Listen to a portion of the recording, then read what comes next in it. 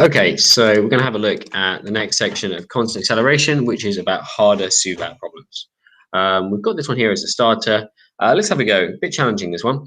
So a ball is thrown vertically upwards with an initial velocity of u. In other words, we don't know what it is. And it's 1.2 above the ground. So let's try and draw that. So that's 1.2. It's thrown above the ground. It reaches a maximum height. We draw it like this, but actually it's just up and down in a line. But we draw it like this just so you can see what's going on a little bit better. The maximum height is 23 above the ground. Okay, but that's above the ground. So I'm not really interested in that number. S is displacement. So it's about where you are at a time versus where you were at the start. Okay, so at the start, we're at this level here. So if it's 23 above the ground, you're going to take away that 1.2 and then think about what's left over. So what's left over is 21.8. And that's actually probably something we're going to use for our S. It reaches a maximum height. Okay, that's it, I think. So what are we talking about here? Challenging. Let's have a go. Now, we seem to be getting given information about this point here. So maybe we're going to focus on this point. U, we don't know. S, well, if I'm talking about this point here, that 21.8, so it's above me, because remember, I've said that our default really for this is if we launch something, we normally say upwards is positive. So U is unknown, but it's above me, 21.8 above where I threw it. Now, V, we do actually know what V is. It's 0, isn't it? Okay, it's 0 because we said wherever it changes direction, V is 0 there. And A, well, it's acting against the positive direction, so that must be minus 9.8. So there we go. That's how we can solve that question. We can use that to find the initial velocity.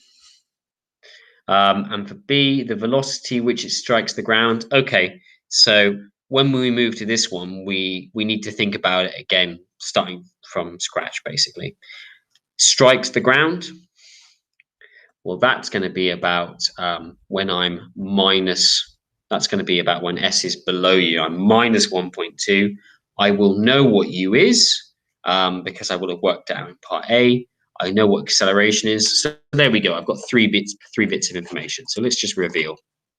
So the initial velocity is 20.7.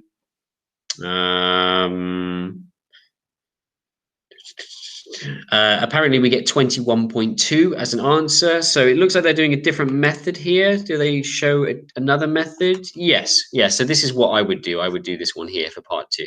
Use that U and that A and that S. You will have the opposite signs. If you follow my advice, your signs will be the opposite way around here. Okay, but you should get an answer of 21.2. And then the T is the T for the same situation. So for those numbers, what the T is. Right, let's have a look at some other sort of varieties of questions. So a ball is projected upwards from ground level. Okay.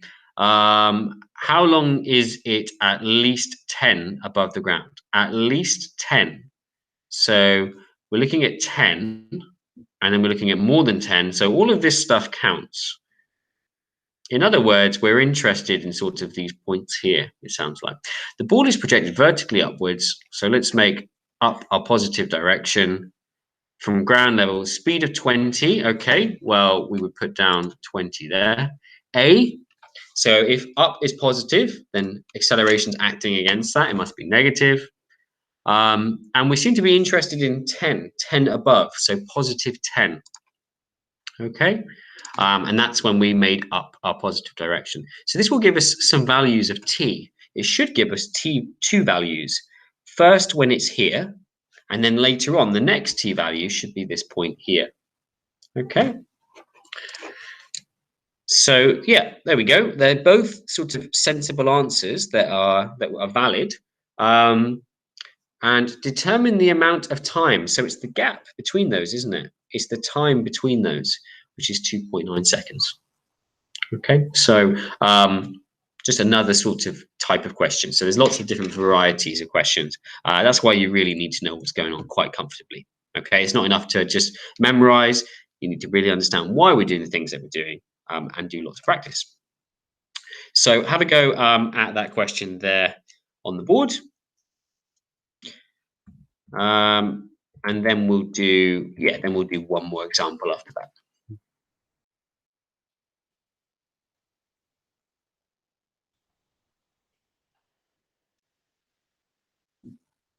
Okay, in fact, actually, that's quite a challenging question, isn't it? Just having a quick look at that. At time t0, 2, A and B are projected upwards. Ball A is projected. Let's try and draw this because I think that's quite a hard question. I'll reveal this in case you've done it already, but I think that's pretty challenging, this question. I'll project it upwards. I tell you what, let's do the example together and let's come back to that one because I think our example is about this. So we're learning about collisions. Okay, and collisions is a certain type of question that we have to approach in a slightly different way. So a ball A falls vertically.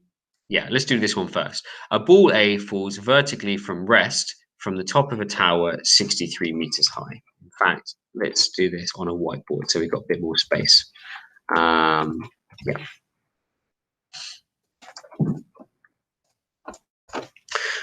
So let's try and draw this. So it falls vertically from rest from a tower that's 63. So my first thought would be something like this, 63 meters. And I'm drawing the ball, which I'm modeling as a particle here. From rest, this is why we underline things, from rest, the tower is 63. So I think what I'm going to do is do suvat for this ball here. And because it's a collision, what's going to happen is there's going to be another one. Okay, so I'm going to do 2 lots of suvats. So falls from rest, U is 0. Direction, well, if the ball's just going down, it makes sense to make everything down the positive direction for A. So I'm actually going to make this 9.8 because it only travels in one direction. So the distance and the acceleration, the speed and everything will all go the same direction. I suspect that we might do something with 63 here, but I don't know yet. So I'm just going to leave that for a second. At the same time as A begins to fall, so this sort of goes down like this, another ball B is projected upwards from the bottom of the tower. Right, okay, so that's A and that's B. And that has a speed of 21 meters per second. Okay, so what direction shall we choose? Well, I normally make the launch direction the positive direction. So for B, I'm actually going to make up the positive direction. Now, this might surprise you that I'm allowed to have different directions in the same question. So the idea is you have to have a consistent direction about a particular particle. So you have to do everything consistently with A and then do everything consistently with B. Okay, lots of students don't like this idea, but this is how we solve harder problems. I mean, we're moving on to sort of A grade mechanics questions here now, okay? So I'm going to do my SUVAT again, and I'm going to make my mu 21. While I'm here, I can also do my acceleration. So acceleration is going to act against that. It doesn't want the ball to go up. So that's minus 9.8. So look, again, U and A, U and A. A consistent theme is we tend to know or can work out fairly easily U and A. Right, the balls collide. So there's some point here where A and B sort of collide. Okay, in fact, let's just draw it as 1. So they collide. We're not even really going to think about a gap between them. We're going to just think like they sort of go into each other. Find the distance of the point where they collide from the bottom of the tower. So in other words, this is like an unknown distance and we want to find this. Okay, challenging. So let's take a step back and think about what we know. So we know A is doing this journey, we know B is doing that journey, and we know that there's a time that we're interested in. There's a particular time, and it's going to be the same time for both of them when they hit each other. Now, what do we know about the distance that each of them, that together they have covered when they collide? So if the distance between my hands is 63, and I go like this and I go like this, well, let's pretend that could be like 40. And what would that be if they hit together? It would be 23, wouldn't it?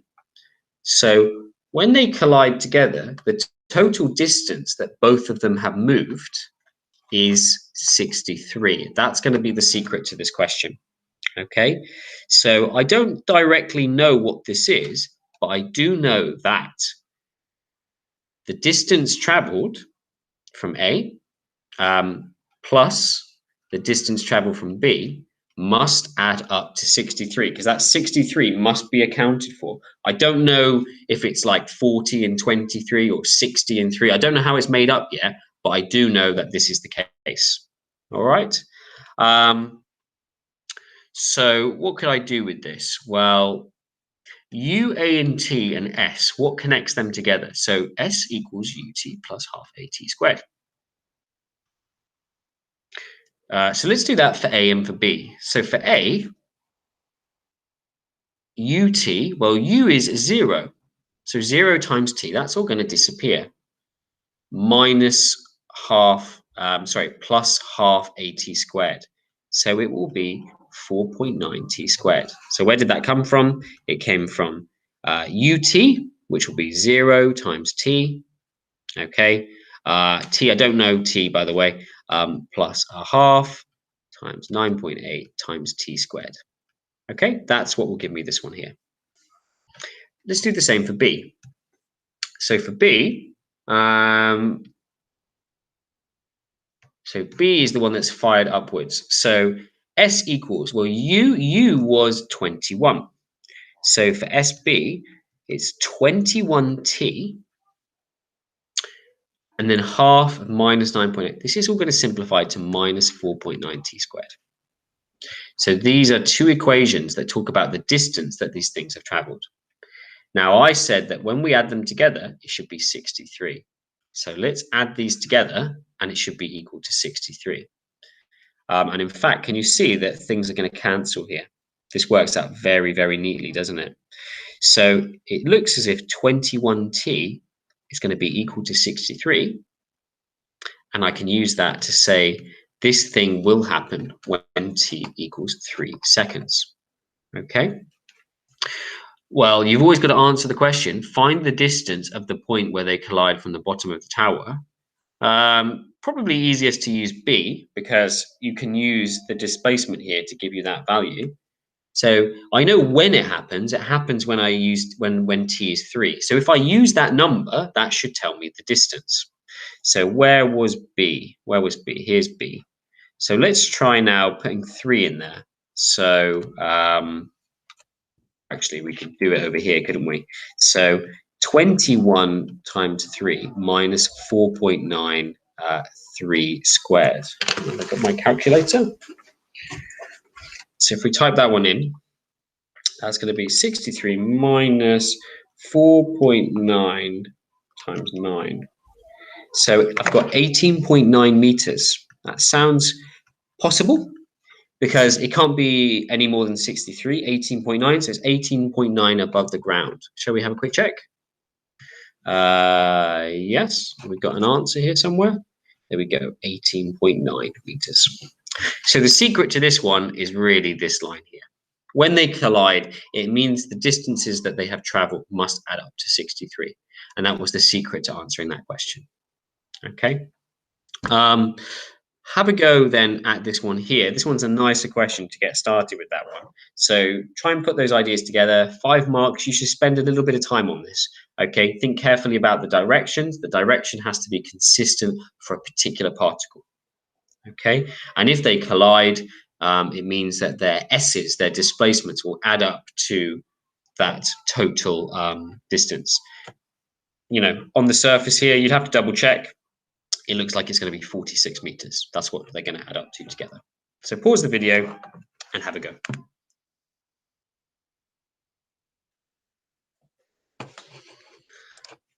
Okay, so 30 meters is the answer that we should get from that one there. Okay, I will leave this one, where is it? I will leave this one here for you as a challenge question, as this one's actually the most difficult one, I would say, in this presentation. Okay, it's going to take you a little bit of time. This one, you need to think very, very carefully about things being above and below to get the answers for this one. Okay, I will leave this one for you and maybe make a video at a future date to explain this one. Okay, in the meantime, make sure you get lots of practice of Suvat equations, please.